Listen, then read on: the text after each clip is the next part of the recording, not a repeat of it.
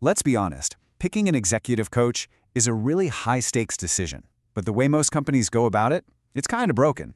We tend to rely on gut feel, on that vague idea of chemistry, and, well, the results are all over the map. What if there was a smarter, more strategic way to do it? That's exactly what we're going to break down. So the big shift we're seeing is this move away from what we're calling the old way. You know, these huge algorithm-driven platforms that promise you endless choices but deliver, frankly, wildly inconsistent quality. The future, the new way, is all about building a smaller, carefully curated internal pool of coaches. These are true strategic partners who've been deeply vetted for one thing: business impact. Because here's the key takeaway: rapport and chemistry, they're just not enough. You need a real framework for driving change. And this reliance on these massive platforms, it leads us straight into what we're calling the platform paradox. Yeah, they promise amazing convenience, but as you're about to see, there is a very real hidden cost. Okay, now this is where it gets really interesting. Look at the economics here. What you're seeing is the Uberization of the coaching profession. These platforms are backed by venture capital, right? And VCs demand huge profits. So when your company pays for coaching, a whopping 60 to 80% of that money is just vacuumed up by the platform itself to pay for its tech, its marketing, and its profits. The actual coach, the person doing the work, they're left with just a tiny slice. It basically turns a profession into a commodity.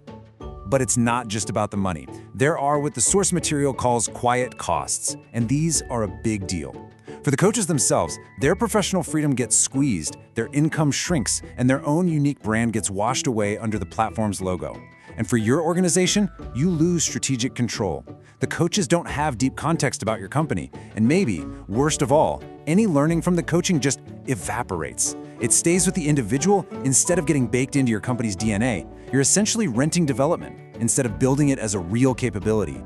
So, if these giant platforms are the problem, what's the solution? Well, this is where we get practical. We're going to walk through a 5-pillar framework that's designed to help you find and vet coaches who are true strategic partners. So here it is. Think of this as the anatomy of a world-class coach. To find somebody who can really operate in that strategic partner zone right there in the middle, you have to look beyond a good conversation. You've got to vet them across 5 key areas: their professional background, their business sense, how they handle resistance, how they measure results, and of course, their ethics. Let's dig into each one. For each of these pillars, we've got a single killer question that cuts right to the chase. So let's start with Pillar 1, quality assurance. The question you need to ask is this: beyond your basic certifications, what is your practice regarding supervision? Now here is exactly what you're listening for in their answer. Look, certifications are just the price of admission. The real game changer is supervision. Now, in the coaching world, supervision doesn't mean having a boss. It's a professional discipline where a coach confidentially discusses their toughest cases with a mentor. Why? To challenge their own thinking and spot their own blind spots. So if a coach tells you, "Oh, I work alone," that's a massive red flag. Okay, Pillar 2 is all about business alignment. This is where you separate a feel-good life coach from a real strategic business partner. The killer question here is, how do you make sure the individual's goals actually line up with the company's strategy, all while keeping everything confidential? You have to remember, when a company pays for coaching, it's an investment. It has to deliver value for everybody involved. The best coaches get this, and they use something called a 3-way contract. It's basically a formal agreement between the company, the coach, and the executive. It clearly lays out measurable, aligned goals from day one, and then it circles back to evaluate them at the end, all while fiercely protecting confidentiality. Pillar 3. This one tests a coach's ability to handle the messy reality of people. Change is hard, and not everyone is always thrilled about being coached. So you need to know how they deal with resistance. You just ask them straight up, "Tell me about a time you coached an executive who didn't want to be there. How did you handle it?" Now, in their answer, you're not looking for some story about how they saved the day. You're listening for 3 specific things. First, realism. Did they just name the elephant in the room? Second, safety. How did they create a space where the executive felt like they had a choice, not like they were being forced? And third, clarity. Did they make it crystal clear that coaching is about development, not about punishment? All right, now for the question that every single business leader is thinking: what's the ROI? Pillar 4 is all about measurement. And the question is as direct as it gets. How do you measure success? What data can we as a company expect to see at the end of this engagement? And this part is absolutely critical. Your biggest red flag should go up if a coach starts using vague terms like feeling better or increased self-awareness. A true strategic partner will give you a clear mix of metrics. We're talking about things like observable changes in behavior, pre- and post-engagement 360-degree feedback, and ideally, a measurable impact on actual business KPIs. And finally, we get to Pillar 5, ethics and boundaries. You could argue this is the toughest test of all. This question really digs into their professional integrity. What do you do if a client reveals they're dealing with serious mental health issues, or that they're planning to quit? Their answer should show you two very clear integrity pathways.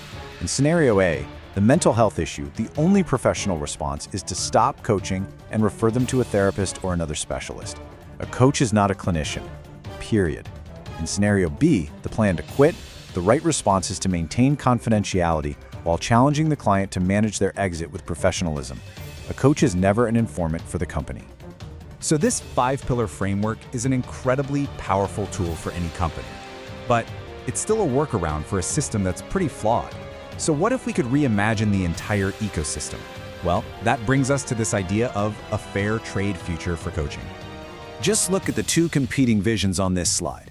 On the left, that's the world we live in now, the commercial model. The value flows from the client, but the platform acts like a giant toll booth, taking most of it before it ever gets to the coach. Now look at the right. That's the fair trade co-op model. Here, the middleman is just a thin layer that covers costs. Almost all of the value flows directly to the professional who is actually delivering the service. And what would that actually look like for an HR department? Well, imagine something like this. Ethical dashboard. Instead of those random, arbitrary star ratings, you get 100% verified credentials. Instead of flimsy vanity metrics, you get privacy-first tracking that's focused on real, measurable outcomes. It's a system built on trust and verifiable quality, not just on volume and clicks. It sounds pretty great, doesn't it? So why hasn't it happened yet? Well, the hard reality is there's this huge friction between the idealism of a co-op model and the incredible difficulty of actually building it. There are some serious roadblocks. The first barrier is just a massive mismatch in speed. You've got tech startups that move at the speed of code. They're super agile, they've got tons of capital. Then you have the professional institutions that could build this, and they move at the speed of committees, with complex rules and incredibly slow decision-making. Barrier number 2 is what you could call a tech DNA deficit. Look, these professional bodies are amazing at setting ethical standards. They are the guardians of the profession, but they were never created to build and manage complex software platforms. They're just not architects of technology. And the third barrier is a really fundamental conflict of interest. We can call it the regulator's dilemma. Can an institution be both the neutral judge that certifies quality and the marketplace that helps people get jobs? It is incredibly difficult to do both of those things without compromising your role as the independent auditor. So, this is where it all leaves us. The era of these opaque, extractive coaching platforms. It's coming to an end. A better, more equitable model is inevitable. The only real question left is who's going to lead the charge. Will it be the large, slow-moving institutions? Or will it be the community of coaches themselves, rising up from the ground floor to build the future they want to see?